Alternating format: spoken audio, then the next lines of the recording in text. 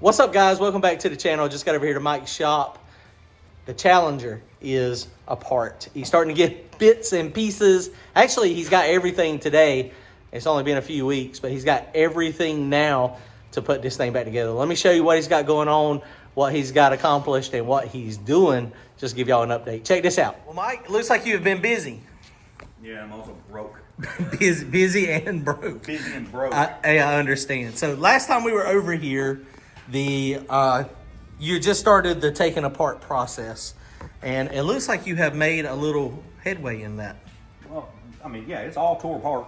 All the busting, everything is off. That's coming off. All right. And appropriately ordered a QA1 coil over suspension for it, which came. That was really fast too, because you said they make these as you order them. Right. And they had to get the K Member powder coated. And oddly enough, it came yesterday, so I got it test fitted last night before I left. And really, the only thing I had to do was cut the spring purchase for the lower control arms. They're like a bump pad. Right. I had to cut them off.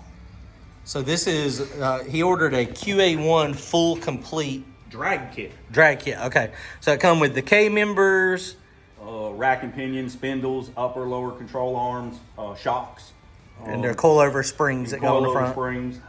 We did the weights on it, and according to QA1, the weights on the springs were 250 pounds, as opposed to a 300-pound spring. Right. And you're going to be dropping some pretty good weight through here.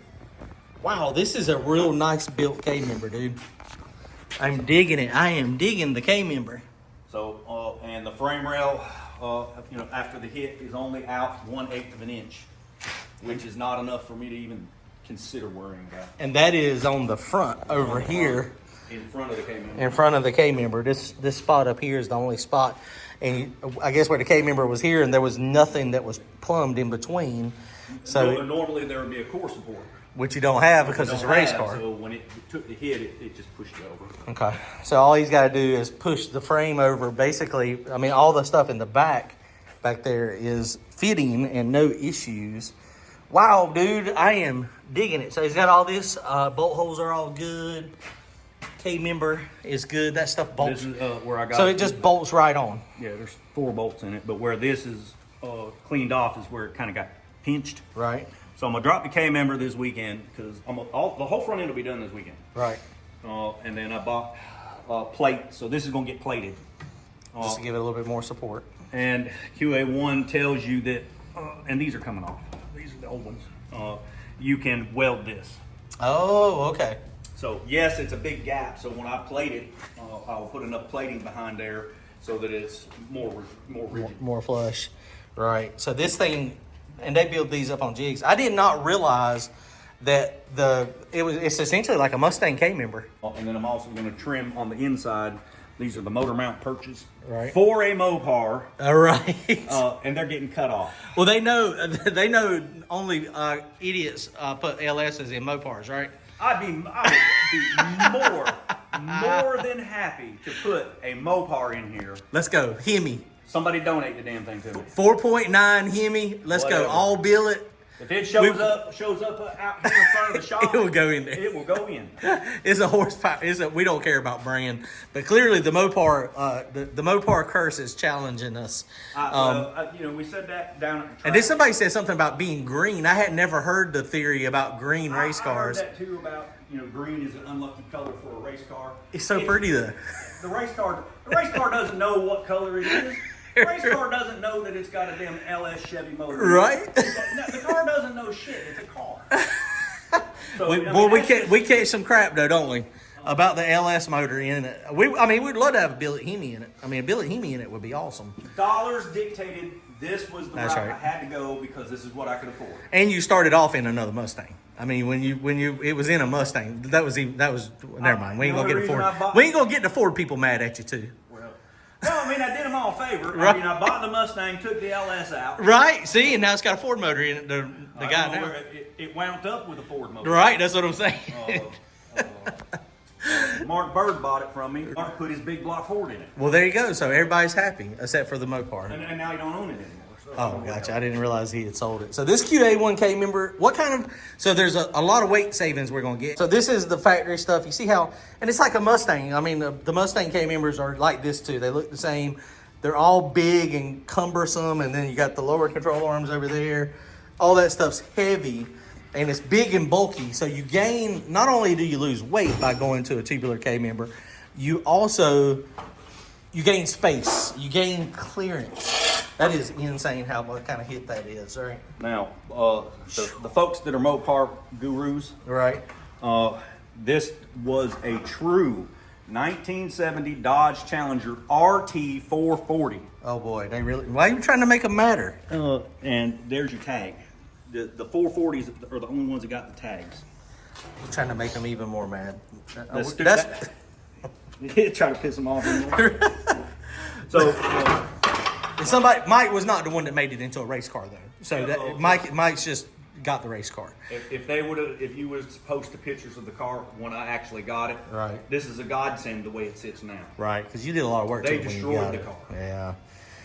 So it's coming back along. So he's got all the stuff to do to front. So he, like he said, he's gonna have the front stuff all done this week. Are you gonna weld that K member in? The K member in, or On the side. you go? So you will weld it on the side. Yeah, Because you don't ever. I mean, you shouldn't have to ever take it out. I mean, it's. I mean, shouldn't. I wouldn't think. I mean, QA1 says, you know, some guys will do it and some guys do not. God, that really does. It gives it a lot of clearance, doesn't it? It really does. Way more. Cut them brackets off. Right. That really gives a lot more clearance.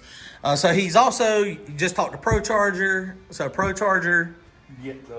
Nothing wrong with the actual ProCharger. The impeller is fine.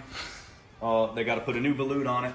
And then it has to be clearanced. All right. They're, long story short, new bell, new volute, and they're going to rebuild my original blow-off valves. Right. For $1,000.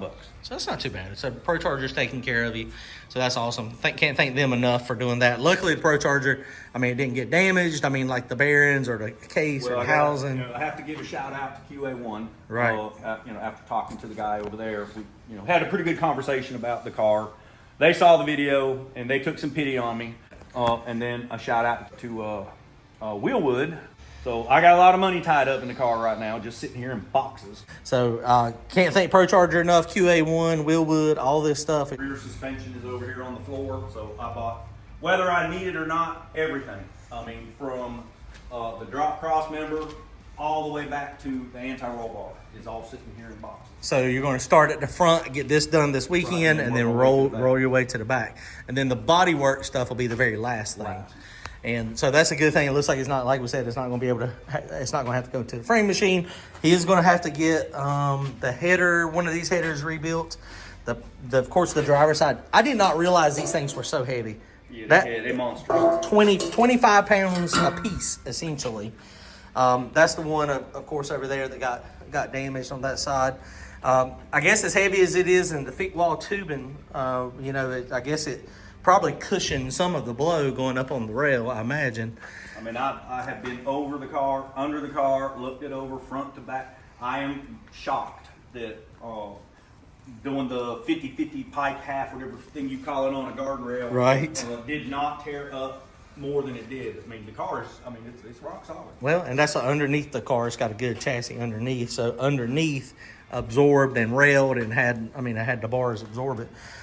He bought a couple sets of headers here. This is so light compared to that other one. It would fit on this side, but it would not fit on the other side.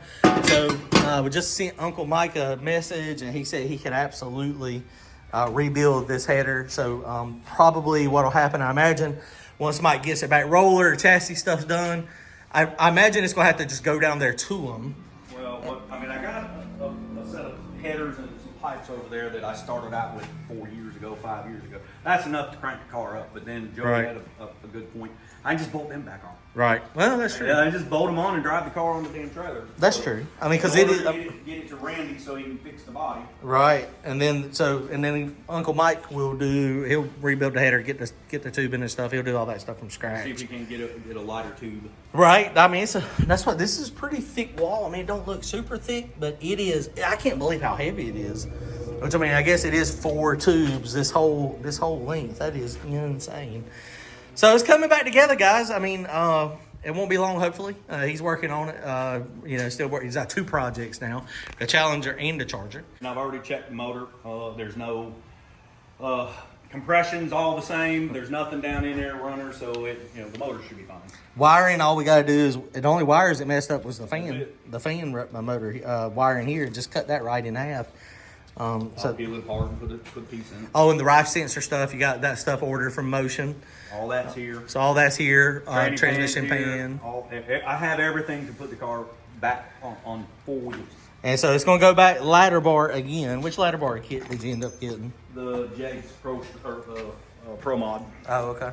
So it comes with all the brackets, got everything on it. I Bars, ordered more than I actually need. new diagonal link.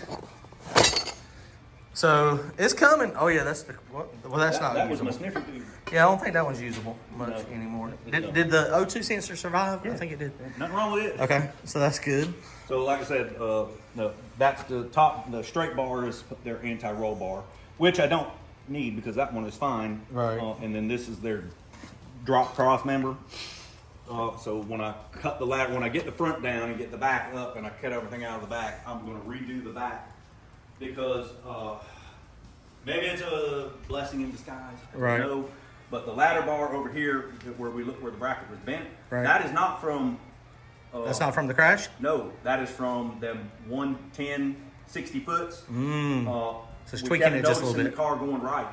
Oh, gotcha. I do remember we're having to. Yeah, it was kind of having to play with it. When you look at the ladder bar and you look where it's got the wheels broke. Oh. So the hit was back here further.